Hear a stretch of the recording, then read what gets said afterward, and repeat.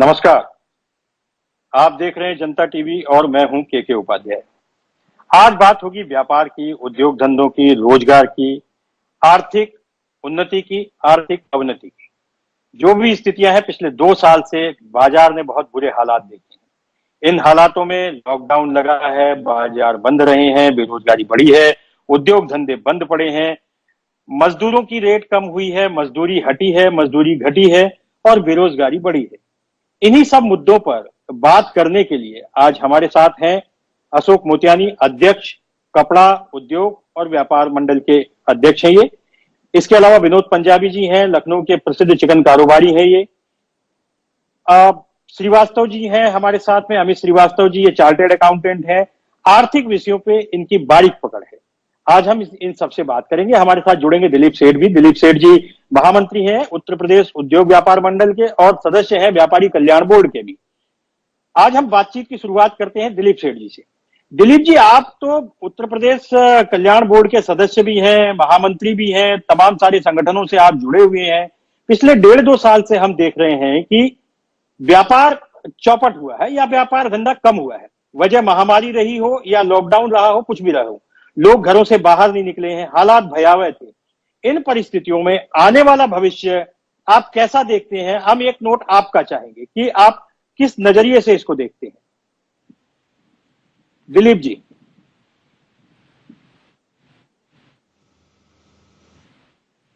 दिलीप जी, आपकी आवाज मुझे नहीं मिल रही है। चलिए, दिलीप जी की आवाज हमको नहीं मिल रही है। हम अशोक मोतियानी जी से बात करते हैं। अशोक मोतियानी जी बहुत सक्रिय व्यापारी नेता हैं, तमाम सारे संगठनों से जुड़े हुए हैं, कपड़ा एवं उद्योग व्यापार मंडल के आप अध्यक्ष भी हैं। हम अशोक मोतियानी जी से जानना चाहेंगे कि वर्तमान में बाजार के हालात को आप किस नजरिए से देखते हैं। मोतियानी जी। नमस्कार उपाध्याय जी। आपका सवाल बिल्कुल वाजिब है। जो आज की समस्या चल रही है, जो व्यापार से जुड़ी हुई, इसमें आने वाला समय जो है बहुत ही कठिन है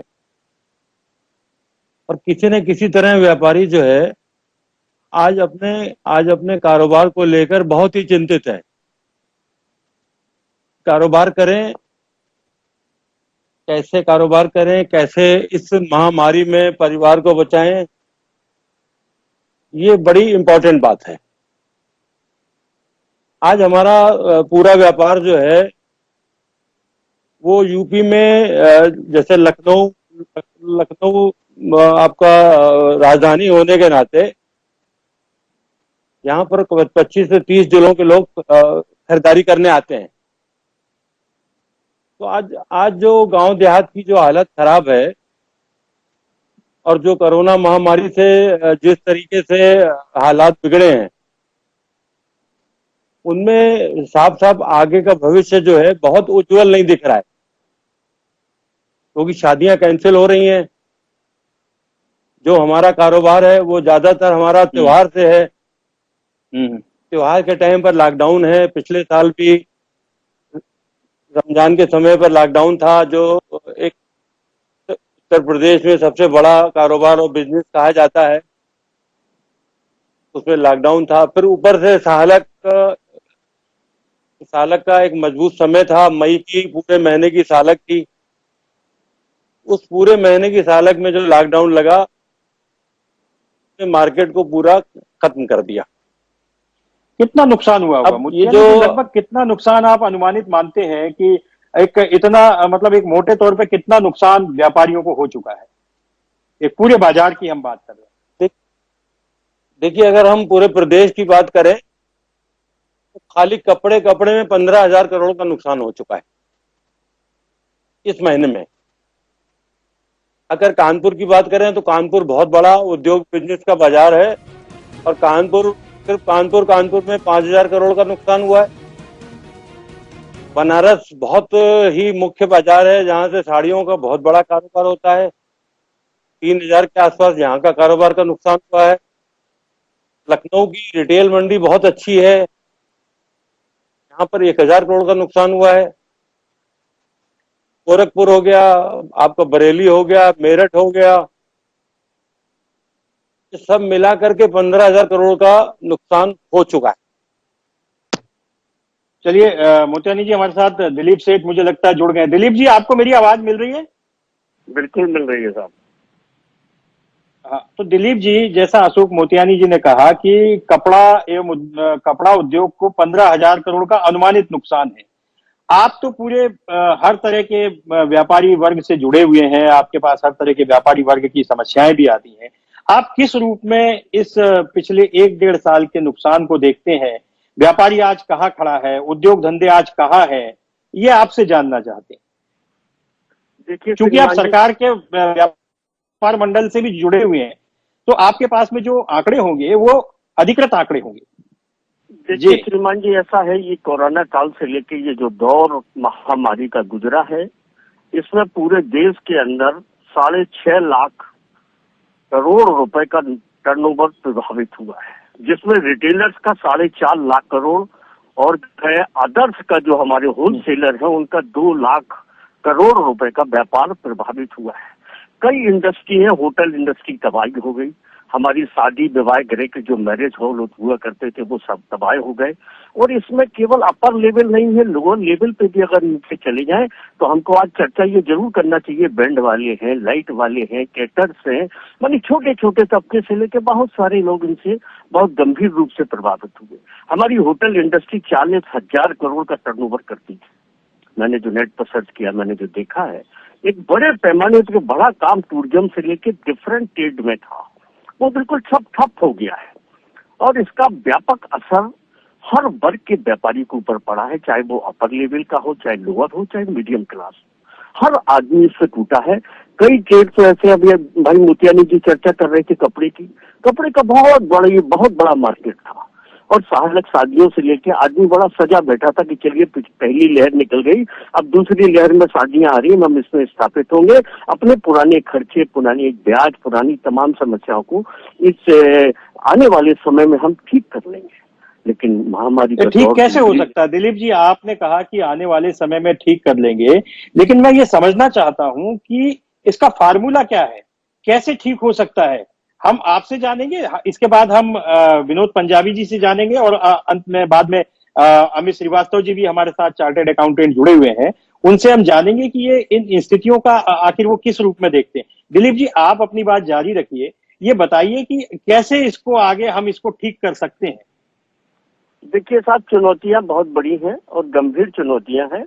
इनको स्टेप बाय स्टेप भगवान सब समय अच्छा दे, वातावरण समान हो। सबसे बड़ी बात ये है कि ये जो कोरोना का, फंगस का, ये जो तमाम महामारियां हैं, ये जो वातावरण है, ये परिदृश्य जब तक साफ नहीं होगा तब तक व्यापारी समाज या व्यापारी जगत उन्नति तरक्की नहीं कर सकता। ये जब शांत हो तो स्टेप बाय स्टेप आदमी को नए सिरे से, नए तरीके से अपनी मेहनत करके अपने को स्थापित करना पड़ेगा। आज व्यापारी गड्ढे में है, पहले तो गड्ढे से निकले, फिर वो अपने सारे जो उनका सेटअप है उसको नई ताकत, नई चुनौतियों के साथ सामना करे, तब जाकर के आने वाले 5, 6, 7 साल, मानी कितना समय लग सकता है, किस स्टेट का क्या बाजार रहता है, ये आने वाले समय पर निर्भर करेगा। लेकिन चुनौतियां प्रदेश के व्यापारियों के सामने बहुत सारी हैं और ये लंबा समय लेंगी, तब जाकर के व्यापारी पुनर्स्थापित हो पाएगा।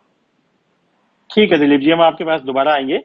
विनोद भाई आप ये बताइए, विनोद जी आप तो चिकन कारोबार से जुड़े हुए हैं, चिकन यानी कपड़े के चिकन के कारोबार से, चिकन 2 तरह के हैं, तो कपड़े के चिकन कारोबार से जुड़े हुए हैं और आप इस जो चिकन कारोबार है उसके बड़े महारथी माने जाते हैं।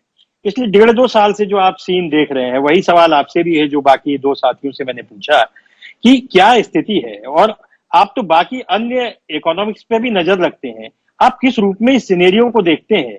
क्या हम इससे उबर पाएंगे या अभी हालात और भयावह होने वाले हैं?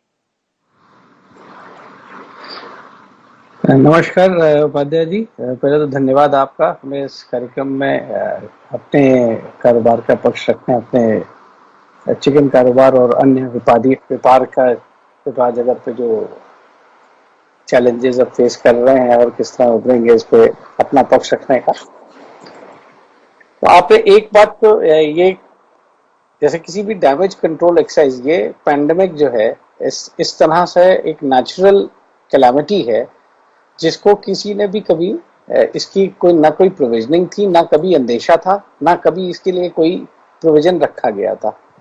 तो ये अकस्मात एक तरह से नेचर की मार पड़ी और इस मार पे जान जहान हर ही चीज का नुकसान हुआ।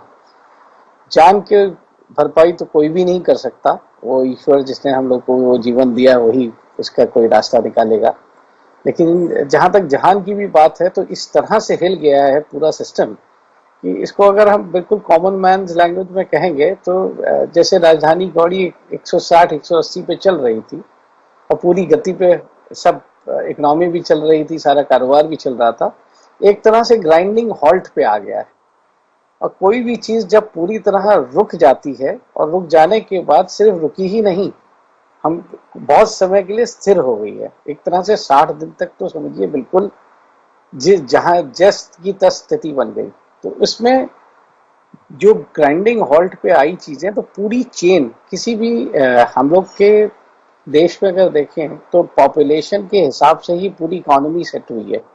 जैसे हम जिस कारोबार को करते हैं, लो हाथ का लखनऊ की मशहूर चिकनकारी कढ़ाई है। अब इसमें एक गारमेंट प्रोड्यूस करने में करीब 7 से 8 लोगों की चेन जुड़ी होती है, जिसमें सबसे पहले लकड़ी का ब्लॉक बनाने वाला, फिर उसके नील जो प्रिंट करने के लिए यूज होता है, उस केमिकल्स के साथ एक नेचुरल ट्री का वाइब होता है, उसको उससे ये लोग बनाते हैं उसकी लेस, जो कि कपड़े पे प्रिंट किया जाता है। तो बहुत सारे लोग हैं जो सिर्फ सारी उम्र सिर्फ लकड़ी के ब्लॉक ही बना रहे हैं नए नए। बहुत सारे लोग हैं जो सिर्फ ये केमिकल और ये बनाते हैं, फिर इसकी प्रिंटिंग होती है। इसके बाद इसमें कढ़ाई पे जाता है, कढ़ाई के लिए भी 30-32 स्टिचेस हैं, तो उसमें हर कारीगर या हर इसमें ज़्यादातर कढ़ाई करने वाली लेडीज होती हैं, तो सबको सारी स्टिचेस नहीं आती। तो एक पीस को कंप्लीट करने में इतने सारे हाथ बदलते हैं, इतने लोगों का रोजगार उसमें साथ जोड़ता है। इस पूरी चेन में जिस वक्त ये पहनने के लिए ये प्रोड्यूस होता है सिर्फ लखनऊ में और बिकता पूरी वर्ल्ड में, 190 देशों में जाता है, पूरे भारतवर्ष में जाता है। तो सामान का प्रोडक्शन सिर्फ लखनऊ डिस्ट्रिक्ट में है और डिस्ट्रीब्यूशन इसका पूरी दुनिया में। ऐसे में जब हर चीज रुक गई, जब जिस चीज की बिक्री ही रुक गई, तो पीछे पूरा बैकएंड खत्म हो गया। तो सारे लोगों का एक तरह से चौको ब्लॉक हो गया। अब इसको अगर शुरू भी करना होगा तो जैसे गाड़ी होती है फर्स्ट गियर में, फिर सेकंड गियर में, थर्ड गियर में, तो ये पहले कोरोना लहर के बाद दूसरी कोरोना लहर जो इस तरह से अप्रत्याशित आई है, तो इसको उभरने में पहली वाली जो थी, उसके बाद जो सेकेंड आई, इस बीच में हम लोग बामुश्किल करीब 50% पे पहुंचे थे। तो ये 50% पहुंचने के बाद विनोद भाई बिल्कुल आप सही कह रहे हैं। मैं आपके पास दोबारा आऊंगा। अमित जी, आपने तीनों की बात सुनी, तीनों व्यापारी नेता हैं और तीनों व्यापारी भी हैं और अच्छे व्यापार से जुड़े हुए हैं।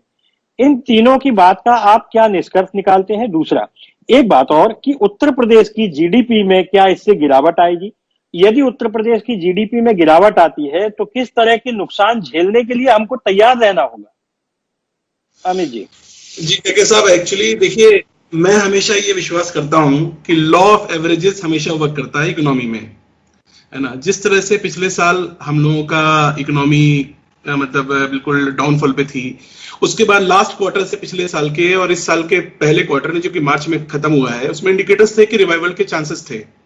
लेकिन फिर से अब लॉकडाउन आ गया है और ये लॉकडाउन बहुत लंबे टाइम तक नहीं चलने वाला है। उम्मीद है कि आज ही कुछ रिलैक्सेशन वगैरह मिल जाएंगे। जिस तरह से आया था उसी तरह से चला गया। देखिए, इकोनॉमी को रिवाइव करने में टाइम लगेगा, लेकिन मेरी पूरी उम्मीद है कि इस साल के एंड तक ये चीजें जो है इकोनॉमिक कंडीशंस बेटर हो जाएंगी। इसके रीजन ये है कि हमारे पास 2-3-4 फैक्टर्स ऐसे हैं जो कि अभी भी मैक्रो लेवल पे इकोनॉमी को सपोर्ट कर रहे हैं। जैसे कि आप ये देखें कि एग्रीकल्चर सेक्टर जो कि यूपी का एक या इंडिया का सबसे मेजर सेक्टर है, उसमें एक बहुत बड़ी एक रोबस्ट हमें एक राबी क्रॉप का प्रोडक्शन मिल सकता है, जिसकी वजह से कि इकोनॉमी मैक्रो लेवल पे संभल सकती है। दूसरा एक फैक्टर है कि कई सेक्टर ऐसे हैं जैसे कि इंफ्रास्ट्रक्चर है, आईटी है, फार्मास्यूटिकल्स है। ऑफ कोर्स फार्मास्यूटिकल और हेल्थ सेक्टर तो इस समय बूम पे है ही। तो मतलब ये सारी चीजें मिला के गवर्नमेंट को रेवेन्यू या एक ये कहिए कि हमारे इकोनॉमी को संभालने में हेल्प करेंगे। अब उसका इंपैक्ट क्या होगा? उसका इंपैक्ट ये होगा कि जब लोगों के पास पैसा होगा, जब गवर्नमेंट के पास पैसा होगा, तो ये पास ऑन करा जा सकता है जनरल पब्लिक के पास। अल्टीमेटली जो भी हमारे जितने भी बिजनेसमैन यहां पर बैठे हुए हैं, उनका बिजनेस तभी चल सकता है जब जो कंज्यूमर है उनके पास पैसा हो, जब वो उनकी परचेसिंग पावर बढ़ाई जाए। परचेसिंग पावर कैसे बढ़ाई जा सकती है? जब उनके हाथ में पैसा रखा जाए। उसके लिए स्कीम ये रखी जा सकती है कि आप टैक्स वेवर्स में कुछ दे सकते हैं, या आप किसी तरह से उनके पास गवर्नमेंट ये एफर्ट्स करे कि लोगों के पास ये पैसा जाए। अमित जी, ये तो आपने कहा कि पैसा... लोगों के पास पैसा जाए, ये एक मिनट, पैसा जाए, ये बात सही है सरकार की, ये तो उम्मीद है सरकार से हो गई। लेकिन जैसा अभी विनोद पंजाबी जी कह रहे थे कि उनका एक पीस बनाने में 6 से 7 लोगों की एक चेन है, और वो 6 से 7 लोग बहुत छोटी मजदूरी की आय वर्ग वाले होते हैं। उनको नुकसान हुआ, जाहिर है वो 2 महीने से 3 महीने से खाली बैठे हुए हैं, पुराना स्टॉक भी उनके पास हो गया होगा। अशोक भाई कह रहे थे कि 15,000 करोड़ का व्यापार का नुकसान कपड़े में केवल हो गया है, तो इसकी भरपाई कैसे होगी? और ये जो छोटे मजदूरों को नुकसान हुआ है, इसको हम कैसे रिवाइव कर पाएंगे, उनको वापस उसी स्थिति में किस तरह से ला पाएंगे, ये एक बड़ा सवाल है। आपसे ये, चूंकि आप एक्सपर्ट हैं इन चीजों के, तो इसलिए आपसे जानना चाहते हैं। नहीं, बिल्कुल बिल्कुल। देखिए, मैं इसी बात को कह रहा हूं कि जिस तरह से अभी डाउनफॉल इकोनॉमी में हुआ है, पिछले साल लॉकडाउन का इफेक्ट आप देखेंगे मार्च तक आते काफी कुछ कम हो गया था। उसी तरह से अभी जैसे कि अगर रिवाइवल शुरू होता है तो बहुत जल्दी इसका कंजम्पशन लोगों के हाथ में पैसा आएगा। अब कैसे आएगा? देखिए, एक प्रॉब्लम इन लोगों के संग ये होगी, बिजनेसमैन के संग, कि जो लेबर है वो गांव चला गया है, वो एक तरह से रिवर्स माइग्रेशन में हो गया है कि मतलब वो वापस नहीं आया है, या बहुत सारी चीजें फैक्ट्री में नहीं आ रहे हैं लोग। अब उनके लिए तो भाई देखिए, गवर्नमेंट को कुछ एफर्ट्स अपने करना पड़ेंगे। उसके लिए जैसे ग्रामीण क्षेत्रों में एम्प्लॉयमेंट स्कीम, गारंटी स्कीम चलती है, उसी तरह से अर्बन एरियाज में भी या तो पेंशन का स्कीम या एक अर्बन, जैसे 2-3 स्टेट्स है, उड़ीसा है, झारखंड है, उन्होंने एक अर्बन एम्प्लॉयमेंट गारंटी स्कीम चला रखी है। उस तरह की स्कीम चलाई जाए तो ये जो लेबर है ये सस्टेन कर सकते हैं अर्बन एरियाज में। तो जिससे कि कभी भी ये नहीं होगा जैसे कि मार्केट ओपन हुआ और इनको नए प्रोडक्शंस करने हैं, तो इनको ये चीज निवेट करना पड़ेगी कि हमारे पास लेबर आ जाए गांव से। तो एक ये चीज होगी। दिलीप जी, आप अमित श्रीवास्तव जी की बात आप दिलीप जी सुन रहे हैं। उनका कहना है कि लेबर को वापस लाने के लिए सरकार को भी कुछ प्रयास करने पड़ेंगे। आप व्यापारी कल्याण बोर्ड के सदस्य हैं, तो आप सरकार से क्या मांग करेंगे? किस तरह से व्यापारी पटरी पे लौटे, किस तरह से व्यापार जगत वापस उस पे आए? दूसरी बात, जो सवाल आएगा बड़ा, कि जीएसटी को लेकर के किस तरह के रिलैक्सेशन की उम्मीद आप सरकार से करते हैं, ये बड़ा सवाल रहेगा। दिलीप जी, आपका इसमें जवाब जो है वो महत्वपूर्ण है। आप इस मुद्दे पे क्या कहेंगे और किस तरह से व्यापारियों को सहयोग करने के लिए सरकार से बात करेंगे? देखिए, आज ही मेरी मुख्यमंत्री से 6 बजे हमारे व्यापार मंडल की भेंट है। हम उनको एक ज्ञापन देने जा रहे हैं, जिसमें हम ये मांग कर रहे हैं कि पहले तो हमारी मांग ये है कि जो हमारे कोविड से प्रभावित व्यापारी एक्सपायर हुए हैं, उत्तर प्रदेश सरकार ने एक प्रावधान कर रखा है कि जो कोविड से कोई भी दुर्घटना में मरेगा तो उसको 10 लाख रुपए मिलेगा। हम सरकार से ये मांग कर रहे हैं कि कोविड से जिन व्यापारियों, जो हमारे मालिक लोग थे जो एक्सपायर हो गए, उनको कुछ ना कुछ बीमा की राशि सरकार से मिलनी चाहिए। हमारे बिलों में की बिजली के बिलों में माफी होनी चाहिए। हमारे बैंक के ब्याज में कुछ ना कुछ सरकार भरपाई करे, कुछ ऐसा करे जिससे व्यापारियों की जो पूंजी का बड़ा नुकसान हुआ है उसकी भरपाई हो सके। हम इन तमाम मांगों को लेकर के आज माननीय मुख्यमंत्री जी से बैठ कर रहे हैं। निस्संदेह व्यापारी कल्याण बोर्ड का सदस्य होने के नाते व्यापारी हितों को देखना व्यापारी संगठन की दृष्टि से भी हमारे लिए नितांत आवश्यक है। हालांकि ये मैं मानता हूं कि सरकार को भी बड़ा नुकसान इस महामारी से हुआ है और सरकार को भी इसके लिए जूझना पड़ेगा। तमाम विकासों को प्रभावित किया गया और कोविड के काल से सरकार को भी जो अभी तक 1 लाख करोड़ से ऊपर का टैक्स मिल रहा था वो प्रभावित होगा जीएसटी का। हम सरकार से जीएसटी में, सरकार ने अभी हाल फिलहाल में हमारे रिटर्न से लेकर, फॉर्म से लेकर कुछ चीजों में रिलैक्सेशन दिया है। अब जब वातावरण समान हो तब हम कुछ अन्य मांगों के साथ सरकार में जाएं। अभी हाल फिलहाल में तो वो व्यापारी जो हमारा मीडियम क्लास का है या अन्य व्यापारी है जो आज बिल्कुल आर्थिक रूप से और मानसिक रूप से टूट चुका है, उसको पूरी ताकत के साथ स्थापित करने का हमारा लक्ष्य है। और इन्हीं हव में इन व्यापारियों को स्थापित करना चाहिए। दूसरी ओर सरकार ने छोटे व्यापारियों को 1,000 रुपए से लेकर, ठीक है दिलीप जी, हम इस पे अशोक मोतियानी जी से पूछ लेते हैं। दिलीप जी अभी कह रहे हैं कि बिजली के बिलों की माफी होनी चाहिए, बैंक में जो कर्ज है उसको कुछ डिले करना चाहिए, और भी कई बातें उन्होंने कहा है कि व्यापारियों के रिलैक्सेशन के लिए वे आज ही मुख्यमंत्री को ज्ञापन देंगे। यदि आपकी भी अपनी कोई ऐसी समस्या है, आप क्या देखते हैं, किस तरह से सरकार से रिलैक्सेशन चाहते हैं, कुछ ऐसी बात जो दिलीप जी नहीं कह पाए हो या दिलीप जी के ज्ञापन में आपको नहीं दिखाई देती हो, तो आप इसको किस नजरिए से देखते हैं, सरकार से आप क्या चाहते हैं? क्योंकि अब नुकसान जो होना था वो तो हो गया, और अब उसको हमें भरपाई करना है, व्यापार को वापस खड़ा करना है, ये सब हमारी सबकी जिम्मेदारी है। देखिए, बात अगर हम छूट की करें कि हमें अगर बिजली में जो फिक्स चार्ज है ये छूट मिल जाए, हमें जल संस्थान में छूट मिल जाए, हमें इनकम टैक्स और जीएसटी में थोड़ा समय मिल जाए, ये सब चीजें तो ठीक हैं।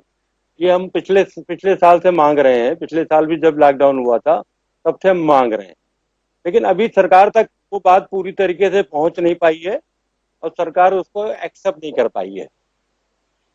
एक सवाल और है मोतियानी जी, पिछली बार केंद्र सरकार ने कुछ आर्थिक पैकेज दिए थे, तो उस आर्थिक पैकेज का क्या आप लोगों को लाभ हुआ था? ठीक है, आर्थिक पैकेज जो मिले हैं सब बड़ी इंडस्ट्रीज को मिले हैं, कुछ स्मॉल स्केल के एजेंसियों को मिले हैं, लेकिन ये छोटे व्यापारियों को नहीं मिले हैं। जो आज मार्केट में छोटा व्यापारी रिटेल का कारोबार कर रहा है, जहां से पैसे का टर्नओवर पूरा होता है, रिटेल बाजार से जब कंज्यूमर सामने से आता है, उसके बाद वो पैसा होलसेल पे जाता है, होलसेल से फिर फैक्ट्री में जाता है। तो बड़ी बड़ी इंडस्ट्रीज को और स्मॉल स्केल को तो उन्होंने मदद की है, लेकिन जो मिडिल क्लास के छोटे व्यापारी हैं उनको अभी तक कोई मदद नहीं मिल पाई है। अगर इस बार सरकार जी फिर सवाल आपके पास आ जाता है, जैसा अशोक मोतियानी जी कह रहे हैं कि छोटे व्यापारियों को मदद नहीं मिली, जो आर्थिक पैकेज सरकार ने पिछली बार दिया था उससे बड़े उद्योग धंधों को, बड़े व्यापारियों को तो लाभ मिला, लेकिन स्मॉल इंडस्ट्री को, स्मॉल व्यापारियों को, मध्यम वर्ग के व्यापारियों को, रिटेलर्स को इसका लाभ नहीं मिला। आप चार्टर्ड अकाउंटेंट हैं, तो आप इनके लिए आप सुझाव क्या है? आप दिलीप जी भी कल्याण बोर्ड के सदस्य हमारे साथ इसमें है, आपका ऐसा क्या सुझाव है कि वो हम सरकार तक अपनी बात पहुंच सके और व्यापारियों को उसका लाभ मिल सके? आज की जो बहस है वो राजनीतिक बहस नहीं है, ये बिल्कुल अलग हटके बहस है। ये हम आम आदमी की बात कर रहे हैं, व्यापारियों की बात कर रहे हैं, और ऐसी बात कर रहे हैं जिससे आम आदमी को लाभ मिले। तो अमित जी, आप तो चार्टर्ड अकाउंटेंट हैं, तो इस तरह जैसे अशोक मोतियानी ने बहुत वाजिब प्रश्न उठाया कि स्मॉल व्यापारियों को क्या करें? जी बिल्कुल, ये सही बात है कि जो स्कीम्स आई थी लास्ट ईयर, जो पैकेज जो डिक्लेयर किया था अपने हमारे फाइनेंस मिनिस्टर ने, वो स्मॉल जो भी बिजनेस क्लासेस हैं उनके लिए कोई बेनिफिट्स उसको लेके नहीं आया था। देखिए, बिजनेस को चलाने के लिए सबसे जरूरी चीज होती है मैन पावर और मनी, है ना। अगर सारा का सारा टैक्सेशन में पैसा जा रहा है या कोई रिलैक्सेशन नहीं मिल रहा है या सपोर्ट ये नहीं मिल रहा है कि जो सामान हमारे पास पड़ा हुआ है उसको हम कैसे सेल किया जाए, तो गवर्नमेंट की सबसे पहले जरूरी, स्टेट गवर्नमेंट का ये है कि ऐसी फैसिलिटीज कुछ डेवलप किए जाएं कि जो सामान आपके बिजनेसमैन के पास पड़ा हुआ है उसको मार्केट तक ले जा सके, एक्सपोर्ट किया जा सके। क्योंकि एक्सपोर्ट, देखिए, इंडिया का जो एक्सपोर्ट है एक लो कैटेगरी ऑफ प्रोडक्शन में या जैसे हैंडमेड्स में काफी अच्छा रहता है, और क्योंकि ग्लोबल इकोनॉमी रिवाइवल के मोड में है, तो ऐसा नहीं है कि अगर ये सामान उठा के, अगर चिकन का है या कोई चप्पल का है या किसी चीज का है, कानपुर के किसी लेदर इंडस्ट्री का है, वो उठा के अगर एक्सपोर्ट किया जाए तो वो हो नहीं सकता है। वो बिल्कुल हो सकता है, लेकिन खाली एक पैकेज देना कि हम आपको इतने दिन का मॉरिटोरियम दे रहे हैं, इससे कोई बिजनेसमैन की कोई भी जो परेशानी है उसका सोल्यूशन नहीं होने वाला है। इसके लिए जरूरी है कि उनको मेरा एक सवाल और है अमित जी, मेरा एक सवाल और है कि जो बड़े व्यापारियों को भी जो पैकेज केंद्र सरकार ने दिया था, तो क्या वाकई उसका लाभ बड़े व्यापारियों को हुआ था? क्योंकि वो तो ये था कि भाई आपको लोन कोई माफ तो किया नहीं, उन्होंने लोन का टेन्योर बढ़ा दिया और आपको और कर्जा दे दिया, तो उससे क्या व्यापारियों को लाभ सकता है? जी, क्वेश्चन मेरे लिए है? हाँ, आपके लिए। जी बिल्कुल, मैं इस बात से एग्री कर रहा हूं। जब ये पैकेजेस आए भी थे तो मैंने इस चीज पे कहा भी था कि ये जो पैकेजेस हैं ये बहुत ही लिमिटेड लोगों के लिए है, जो कि जिनके पास एक्चुअली पैसों की कमी नहीं है। जो कि किसी और वे में रिवाइव कर सकते हैं। लेकिन आप ये समझिए कि अगर कोई छोटा व्यापारी है जो कि 2 करोड़ 3 करोड़ 4 करोड़ का सालाना कारोबार कर रहा है, उसको अगर 3 महीने के मॉरेटोरियम में 6 महीने का मॉरेटोरियम दे दिया जाए तो उसको कोई परेशानी रिजॉल्व नहीं होने वाली। उसकी परेशानी तब दूर होगी जब उसका सामान बिकेगा और उसके हाथ में पैसा आएगा। एक ही सोल्यूशन है कि एक ऐसा इंफ्रास्ट्रक्चर, एक ऐसा प्लेटफॉर्म सरकार बना के दे जहां पर कि लोग आके अपना सामान बेच सकें और दूसरा खरीद सके। अब क्योंकि यहां पर इंडिया में सिचुएशन ये है कि आज क्योंकि खाली एक सैलरीड क्लास जो है, एक लेवल का ब्लू कॉलर जो एम्प्लॉइज है उनके पास लॉक भी नहीं है, और जो लेबर क्लास है वो भी नहीं है जिसके पास पैसा नहीं है, तो खरीदेगा कौन? तो उसके लिए मेरा सोल्यूशन ये है, क्योंकि ग्लोबल इकोनॉमी में रिवाइवल हो रहा है और इंडिया की जो लो कॉस्ट प्रोडक्शंस है या जो सामान है उनका काफी ज्यादा डिमांड फॉरेन में रहती है, तो इन चीजों को एक्सपोर्ट कराने के लिए गवर्नमेंट को फैसिलिटेट करना चाहिए, जिससे कि सामान जो रॉ मटेरियल है वो निकल जाए इन लोगों का, आपका बिजनेसमैन का, और वो लिक्विडिटी में कन्वर्ट हो जाए। मोतियानी जी, आप हाथ उठा रहे थे, मैं आपके पास आऊंगा, लेकिन उससे पहले विनोद पंजाबी जी के पास चलते हैं। वो मुस्कुरा रहे थे काफी देर से। विनोद जी, आप जब केंद्र के पैकेज की बात आई तो आप मुस्कुरा रहे थे, उस मुस्कुराहट का राज क्या है? तो आपने बिल्कुल सही नुक्ती रख के हाथ रखा कि ये पैकेज जो है वो कंप्लीटली फास्ट था, और हम दिलीप सेठ साहब से ये रिक्वेस्ट करेंगे कि व्यापारियों की बात पुरजोर तरीके से, और सही जो डिमांड है वो सिर्फ व्यापारी वर्ग नहीं, कंप्लीट ट्रेडिंग कम्युनिटी में आ गए। नंबर 1 की जिस तरह से 2 महीने के लिए कंप्लीट पैरालाइज हो गया, चाहे वो मैन्युफैक्चरिंग से लेके एंड कंज्यूमर तक पहुंचने की पूरी चेन हो, तो 2 महीने तक ये वाला जो पीरियड था इसमें कंप्लीट वेवर होना चाहिए। इसमें माफी वाली तो कोई बात ही नहीं हुई। मैं को इस तरह कहूंगा कि जब आपने सर्विस दी ही नहीं, बत्ती का 1 यूनिट जला ही नहीं, तो फिर इसमें माफी का सवाल कहां से आया? वसूली बंद की जाए। एग्जैक्टली, तो बिल्कुल वसूली बिल्कुल। होगी ना, ये जब आपने चीज यूज ही नहीं की, जबरदस्ती आपसे वसूली की जा रही है।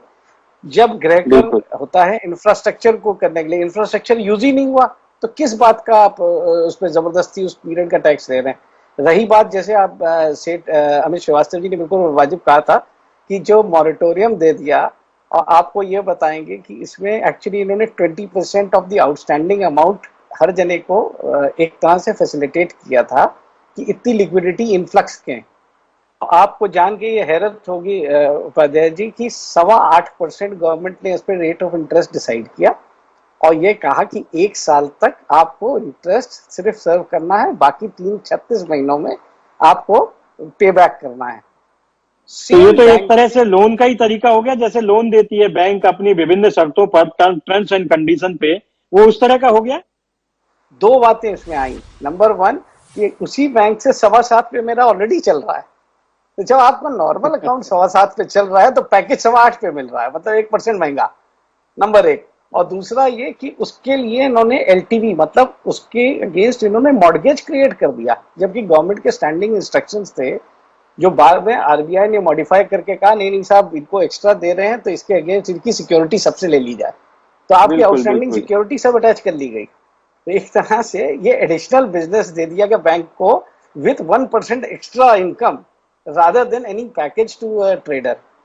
तो जो आपने पैकेज दिलीप जी, इन सारे लोगों की बात आपके पाले में जा रही है, क्योंकि आप सरकार के व्यापार कल्याण बोर्ड के सदस्य हैं। तो अब इन सब चीजों को आप आज मुख्यमंत्री जी से मिलने भी वाले हैं, इन सब चीजों को कैसे समराइज करेंगे? कैसे कोई पैकेज के नाम पे ऐसा ना हो कि व्यापारी फिर से छला हुआ महसूस करें? छोटे व्यापारी हैं, मझोले व्यापारी हैं, मध्यम वर्गीय व्यापारी हैं, सभी ने ये सवाल उठाया। मोतियानी जी कह रहे हैं कि भाई मध्यम वर्गीय व्यापार को कुछ मिला नहीं, और विनोद पंजाबी जी कह रहे हैं कि जो पिछला पैकेज मिला था हमको, नॉर्मल जो ऋण है वो 7.25 पे मिला हुआ है, और जो सरकार पैकेज दे रही है उसमें 8.25% का इंटरेस्ट ले रही है। तो ये तो बड़ी अजीब सी बात हो गई। अरे खैर, हम तो यूपी की बात कर रहे हैं और आप यूपी कल्याण बोर्ड के सदस्य हैं दिलीप जी, तो आप इसको किस नजरिए से देखते हैं और आप व्यापारियों के लिए किस तरीके से एक प्लेटफॉर्म का काम करेंगे? देखिए मान्यवर, ऐसा है, अभी भैया जी ने जो बताया कि 7.25% पे ले रहे हैं, लेकिन जो सीसी लिमिट है उसमें 12% से भी अधिक बैंक इंटरेस्ट लेती है। सरकार ने जो प्रस्ताव रखा था उसमें 20% उनको एक्स्ट्रा दिया गया था कि एक्स्ट्रा कैपिटल आप अपने ट्रेड में लगाइए, और अगर आप 12.5%, 13%, 12% जो भी सीसी लिमिट पे दे रहे हैं वो 8.25% ही लगेगा और उस पर किसी भी तरीके की कोई लाइबिलिटी आपको मनी कोई सिक्योरिटी नहीं देनी होगी। इस तरीके के केसेस मैंने कई अपने यहाँ कई जगहों पर कराए जहां पर बैंक ने किसी प्रकार की कोई सिक्योरिटी नहीं ली हमसे और उसी सिक्योरिटी के बिहाफ पर उन्होंने हमको 20% एक्स्ट्रा पैसा दिया कि आप व्यापार को एक्सटेंड करिए। पहली बात। दूसरी बात एक सवाल और जी आप जारी रखिए, मैं आपसे दूसरी सवाल बात करता हूँ, आप पहले अपनी बात कंप्लीट करिए। अभी तक तो कोविड काल था और सारा महकमा उत्तर प्रदेश सरकार का कोविड कंट्रोल में लगा हुआ था। अब वातावरण सामान्य आया है तो आज जो हमारे यहाँ केसेस कम आ रहे हैं उसी आधार पर आज हम माननीय मुख्यमंत्री से अपना एक लंबा चौड़ा ज्ञापन लेकर जा रहे हैं और हम अपनी पक्ष अपनी सारी बातें जो भावनाएं आपके मेंबर्स की या आपके गेस्ट की है उन भावनाओं को माननीय मुख्यमंत्री से अवगत कराएंगे। और हम मुझे उम्मीद है कि जिस तरीके से माननीय योगी जी ने अभी बिजली के बढ़ते हुए रेट का जो प्रस्ताव आया था उसको खारिज किया है। ये जो माफी वाली बात है वो बात माफी वाली का स्वरूप भी वही है जो पूर्व वक्ता हमसे कह रहे थे कि भाई जब हमने किसी चीज को यूज नहीं किया है तो न मिनिमम चार्ज, न सर चार्ज, न बिजली का बिल, उस संदर्भ में सरकार लचीलेपन से निर्णय ले। जिससे जो बात अशोक मोतियानी जी कर रहे हैं कि मीडियम क्लास को कहीं ना कहीं कुछ रिलीफ मिलना चाहिए, तो वही चीज हम चाहते हैं कि हमसे किराया न लगे, हमसे बिजली का बिल न लगे। सरकार कुछ ऐसा करे जिससे ये जो मध्यम क्लास का वर्ग मानसिक और आर्थिक रूप से टूट चुका है वो पुनर्स्थापित हो सके और सरकार को पुनः नए व्यापार के साथ रेवेन्यू दे करके उत्तर प्रदेश सरकार को भी मजबूत करने का काम करे। ये प्रयास हम सब लोग करेंगे। और ऐसा नहीं है मान्यवर, अगर आप देखें तो पिछले महीने मानी कोविड काल के पहले रिकॉर्ड 1 लाख करोड़ से भी ऊपर का हमको जीएसटी सरकार को हम लोगों ने दिया है। तो हम आने वाले समय में पुनर्स्थापित होंगे, हम इस उम्मीद के साथ और तो कई अपनी मांगों के साथ कि हम अपेक्षा करेंगे कि माननीय मुख्यमंत्री जी उदारता के साथ इस मध्यम क्लास के व्यापारियों को पुनर्स्थापित करने के लिए हमारी मदद करें। मैं आज इनसे मांग करता हूँ। ठीक जी अशोक जी, आप उस समय बीच में कुछ कहना चाह रहे थे, मैं विनोद पंजाबी जी के पास चला गया था। आप क्या पूछना चाह रहे थे, आपका सवाल क्या था और आप क्या चाहते हैं सरकार से? जी नहीं, मैं तो सिर्फ इतना चाहता हूं कि महामारी का समय है और सरकार भी जूझ रही है और व्यापारी भी जूझ रहे हैं। जब हम कारोबार खोल ही नहीं रहे हैं, शादियां साहलक सब आगे बढ़ गई हैं, हर तरीके से गांव देहात में समस्या है, शहर में समस्या है, पूरा प्रदेश पूरा देश परेशान है। तो ऐसे में सरकार को सिर्फ ये सोचना है कि जब उनके पास पिछले बार और उसके पिछले बार अच्छा टैक्स आया था, व्यापारियों ने भरपूर टैक्स दिया था, उसका कुछ अंश व्यापारियों को जो उस रूप में दे सकते हैं कि जैसे हम बैंक से अपनी लिमिट लेते हैं, ओडी लेते हैं या बैंक से मॉर्गेज प्रॉपर्टी ब्याज पर लेते हैं, तो सरकार को चाहिए कि अब इन परिस्थितियों में जितना पैसा हमने बैंक से लिया हुआ है उसका 50% पैसा अगर बैंक हमको दोबारा दे दे। मान लीजिए हमने 50 लाख रुपए लिया हुआ है, उसका जो ब्याज वो ले रहे हैं वो लेते रहे, लेकिन जो दूसरा हमें 25 लाख रुपए दें बिना लेखा पढ़ी के, वो आधे ब्याज पर दें, तो हमको आगे काम करने में बहुत ही सहूलियत होगी। इससे सरकार का भी मैसेज बहुत अच्छा जाएगा और व्यापारियों को भी अच्छी मदद मिल जाएगी। अमित जी, अशोक मोतियानी जी जो बात कह रहे हैं, अमित श्रीवास्तव जी, अशोक मोतियानी जी जो बात कह रहे हैं बैंक से लोन की, क्या ये संभव है? मतलब एज ए नॉर्म्स क्या ये संभव है कि 50% लोन इनको और दे दिया जाए और बगैर किसी लिखा पढ़ी के? Is it possible? जी देखिए, गवर्नमेंट स्कीम्स ला देती है और इम्प्लीमेंट बैंक करते हैं, है ना। तो अभी भी जब पिछली बार भी था तो जो बैंक्स इसलिए ये चीज करी जा सकती है क्योंकि बैंक्स के पास इस समय काफी ज्यादा कैश है ना। कैश का मतलब होता है कि बैंक की कॉस्ट आ रही है क्योंकि वो रखा है तो किसी ना किसी का ब्याज देना पड़ रहा है उस पर। अब अगर वो किसी को लोन नहीं देते हैं तो ये बात सही है कि उनकी कॉस्ट ज्यादा हो जाएगी, उनकी प्रॉफिटेबिलिटी कम आ जाएगी, ये दिया जा सकता है। लेकिन ये तो एक छोटा सा फैक्टर है जिसकी वजह से शॉर्ट टर्म एक बेनिफिट मिल सकता है कि आप कपड़ा उद्योग में ये मोतियानी साहब के पास या किसी के पास कैश और ज्यादा आ जाए। लेकिन सबसे बड़ी बात यह है कि जब कैश आ जाएगा तो सामान बना के बेचेंगे कहां?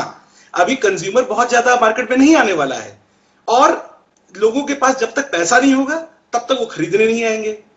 तो सबसे जरूरी चीज यही है कि एक ऐसा प्लेटफॉर्म बनाया जाए जहां पर कि आपका जो स्टॉक है, जो कि अभी तक अनसोल्ड रखा हुआ है, उसको किसी तरह से कैश में कन्वर्ट किया जाए।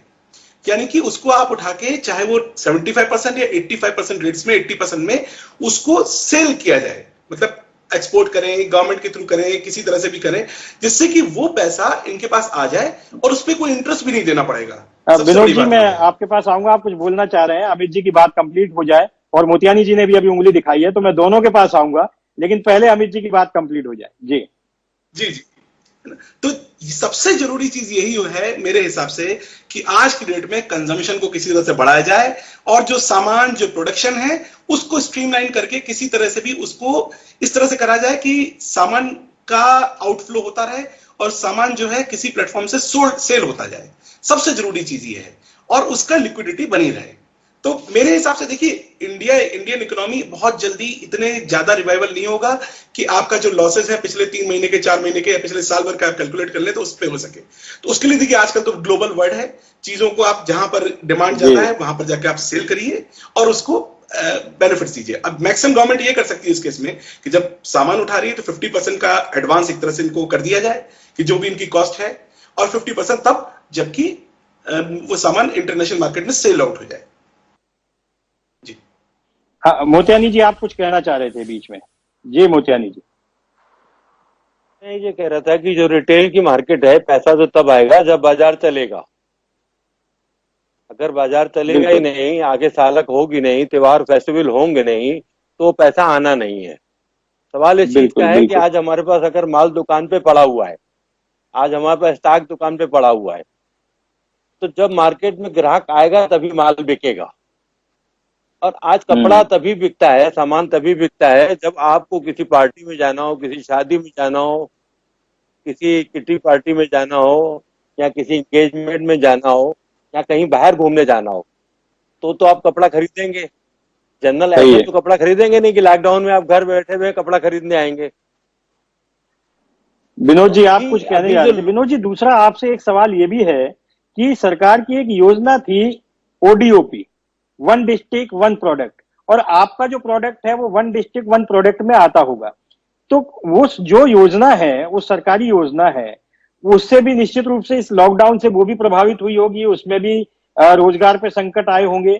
उस योजना के क्या आपको लाभ मिले हैं, और आगे आप क्या अपेक्षाएं उससे करते हैं, ये मैं आपसे जानना चाहता हूं, समझना भी चाहता हूं। जी, तो पहले हम लोग बात शुरुआत करते हैं इकोनॉमिक रिवाइवल की। जैसे अमित भाई ने भी बोला, बहुत करेक्टली उसको डिफाइन किया, लेकिन मैं बिजनेस में प्रैक्टिकली उसे इम्प्लीमेंट करता हूँ, इसलिए मैं आपको बारीकी इसकी बता सकता हूँ कि सबसे पहले there are two ends to it. One is the production and the second is consumption. जो अमित भाई ने एड्रेस किया था वो कंजम्पशन साइड, कि किस तरह से हमारे एग्जिस्टिंग स्टॉक को लिक्विडेट करने के लिए कोई प्लेटफॉर्म दिया जाए, apart from our own shops और the way we have been handling. अलग से और कोई प्लेटफॉर्म मिले जहां से हम निर्यात कर सकें या और ज़्यादा ग्राहक तक, पूरी वर्ल्ड तक पहुंच सकें, ताकि हम लोग की जो ऑलरेडी प्रोडक्ट हाथ में है वो बिके और उसके बदले पैसा आए और एक साइकिल की शुरुआत हो। जैसा मैंने पहले भी कहा था कि हर चीज़ आके ग्राइंडिंग हॉल्ट पे होती है।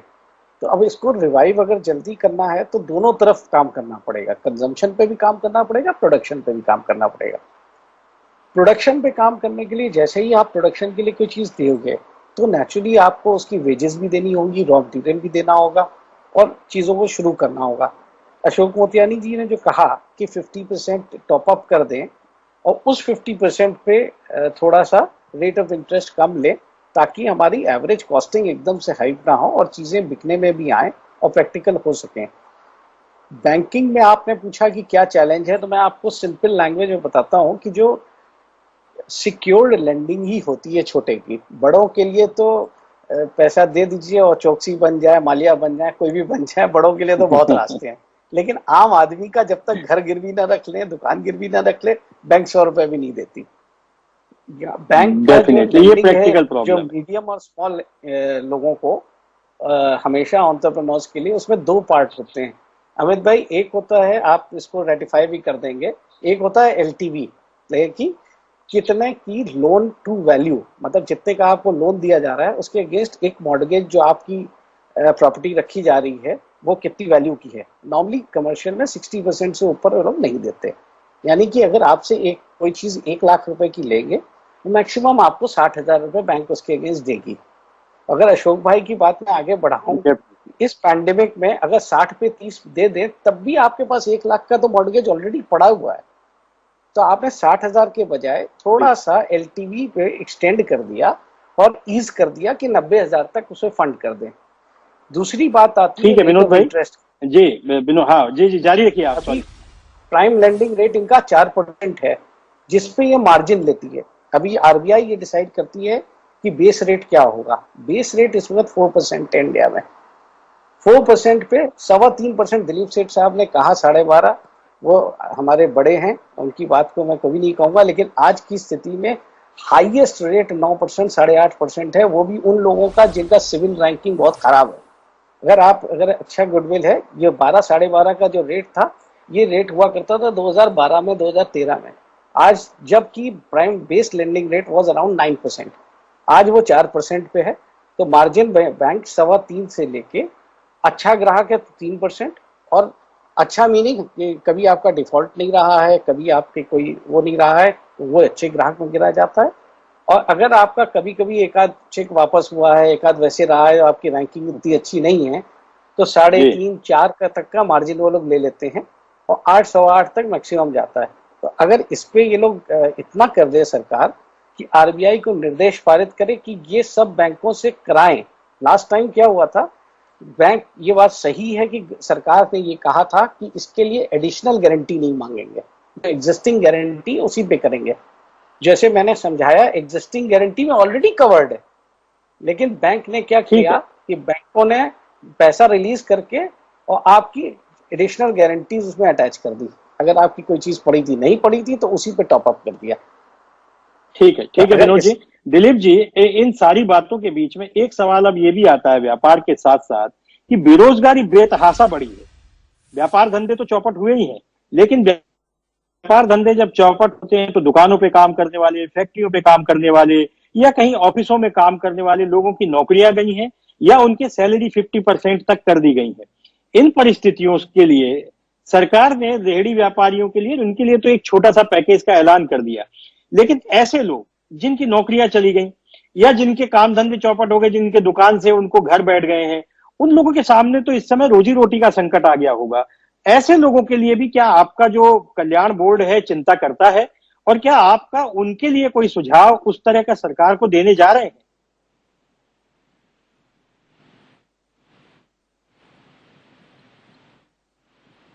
दिलीप जी। ठीक है मोतियानी जी, मैं यही सवाल आपसे भी करता हूं। चलिए, सरकार को हम आप सुझाव दें न दें, लेकिन इस बेरोजगारी से कैसे निपटेंगे मोतियानी जी? देखिए, सरकार ने अपनी अपनी पॉलिसी के तहत जो है 1,000 रुपये महीने के हिसाब से इनको पेंशन देने की योजना तो बनाई है। कुछ छोटे वो पड़ते तो मोतियानी जी दुकानदारों को अशोक कहीं ना कहीं रेहड़ी सरकार वालों के सपोर्ट तो लिए कर रही है। बहुत ठेले वेले लगाते हैं उनके लिए है। लेकिन वो जो मान लीजिए आपके कपड़ा दुकानों पे काम करने वाले लोग हैं या चिकन कारोबार से जुड़े हुए, जैसे विनोद पंजाबी जी कह रहे थे कि 7 लोगों की एक पूरी टीम होती है, उससे एक कपड़ा बनता है, वो लोग तो बेरोजगार होंगे पिछले 2 महीने से, 3 महीने से। तो उनके रिवाइवल के लिए क्या है, और उनके रिवाइवल के लिए क्या कोई स्कीम होना चाहिए? क्योंकि जब व्यापार आएगा नहीं, व्यापारी के पास पैसा आएगा नहीं, तो वो भुगतान कहां से करेगा? ये एक बड़ा सवाल है। देखिए, ये सवाल सवाल बहुत बड़ा है, पर ये सरकार की किसी बड़ी योजना के तहत एडजस्टमेंट हो सकता है कि भाई प्रदेश में उद्योग व्यापार बढ़े, बाहर से लोग कारोबार करने प्रदेश में आए, हमारे उत्तर प्रदेश में आए, तो ये जो खाली बैठे हैं लोग, जिनकी नौकरियां चली गई हैं, इनका एडजस्टमेंट अच्छे ढंग से हो सकता है। तो सरकार को इसकी पहल करनी पड़ेगी, क्योंकि व्यापारी अगर पहले से ही परेशान है और उसके बाद पहले से ही 20 आदमी है या 25 आदमी काम कर रहे हैं और वो उनको तनख्वाह नहीं दे पा रहे, तो अलग से तो आदमी रख नहीं पाएगा। तो सरकार किसी योजना के बिल्कुल। तहत अगर कोई फैक्ट्री या कोई ऐसी चीज लेके आए जिससे लोगों को कारोबार मिल सके, व्यापार नौकरी मिल सके, और यहाँ फिर इनको घर पे बैठ के लोन दे करके कोई इनसे कारोबार कराए, पेंशन जैसी कोई स्कीम इनके लिए हो। बिल्कुल। अमित जी, सवाल आपसे भी यही है कि बेरोजगारी दर बढ़ी है और इसको रिवाइवल के लिए मतलब ये कैसे काबू में आएगी? आपके पास तो हर तरह के लोग आते हैं, हर तरह की समस्याएं आती हैं। आप किस नजरिए से इसको देखते हैं और ये कंट्रोल कैसे होगी? देखिए, बेरोजगारी बेसिकली जो बड़ी है, अगर हम उसको बाइफरकेट करें तो ये देखेंगे कि सैलरीड क्लास जो या है, जो टेक्निकल क्लास है, उसकी इनकम में कोई फर्क नहीं पड़ा है। फर्क पड़ा है जो ब्लू कॉलर्ड है या जो जो रोज काम करा के या जो लेबर क्लास है जिनको हम कहते हैं, उनके ऊपर काफी फर्क पड़ा है। ठीक है ना। इसका मैंने पहले भी कहा था, जैसे गांव में होता है मनरेगा, अब तो क्या मनरेगा में भी ये सिचुएशन, नरेगा में भी यही सिचुएशन है कि वहां पर डिमांड ज्यादा हो गई, सप्लाई कम है। लेकिन उसी तरह से एक अर्बन गारंटी स्कीम शहरों में भी चलाई जा सकती है कि जिससे कि रिवर्स माइग्रेशन रोका जा सके। कि अगर किसी आदमी को इतने दिन का रोजगार नहीं मिल रहा है तो सरकार उसको किसी तरह के इंफ्रास्ट्रक्चर में लगा के या किसी तरह से कहीं पर इन्वॉल्व करके 10 दिन का, 8 दिन का, 7 दिन का उसको काम जरूर दे देगी। यही एक तरीका हो सकता है कि ये रिवर्स माइग्रेशन जो है कि गांव की तरफ जो लोग वापस पलायन कर रहे हैं वो ना होके लोग शहर में रुके, और जो अभी अगर डिमांड बढ़ती है इंडस्ट्री में तो सप्लाई या प्रोडक्शन कंटिन्यू रखने के लिए जरूरी यही है कि वो लोग रुके रहें शहर में। और उनको रोकने का तरीका यही है कि एक ऐसी गारंटी स्कीम बने, जैसे कि उड़ीसा सरकार ने बनाई हुई है कि उन्होंने कहा है कि इतने दिन का, अगर कुछ 8 दिन का उनका शायद है कि अगर किसी को नहीं काम मिलता है तो 8 दिन का काम सरकार देगी। वही जैसे रूरल एरियाज में चलता है, वही चीज यहाँ अर्बन एरियाज में इंप्लीमेंट की जा सकती है। विनोद जी, अमित जी जैसा ये कह रहे थे, आपने तो इस तरह के कई दौर देखे होंगे, पिछले कोरोना काल को भी आपने देखा है। बेरोजगारी एक सच में बड़ी समस्या है। तो ऐसे में व्यापारी भी क्या करे और जो बेरोजगार हुआ है उसके लिए क्या किया जा सकता है? जैसे सर मैंने इसमें कहा था ना कि दो एंड हैं, प्रोडक्शन और कंजम्पशन। पहले कंजम्पशन हो और उसके बाद प्रोडक्शन शुरू हो, उसका वेट ना करें। और अनलॉक जब अभी करते हैं तो पहले दिन से प्रोडक्शन भी शुरुआत कर लें ताकि आने वाले जो कंजम्पशन को भी हम लोग पूरा कर सकें। और किसी भी तरह के पैकेज में मेरा ये सोचना है कि हमेशा एंटरप्रेन्योर्स बनाए जाएं, मतलब हमेशा कोई ग्रांट फ्री ना दी जाए।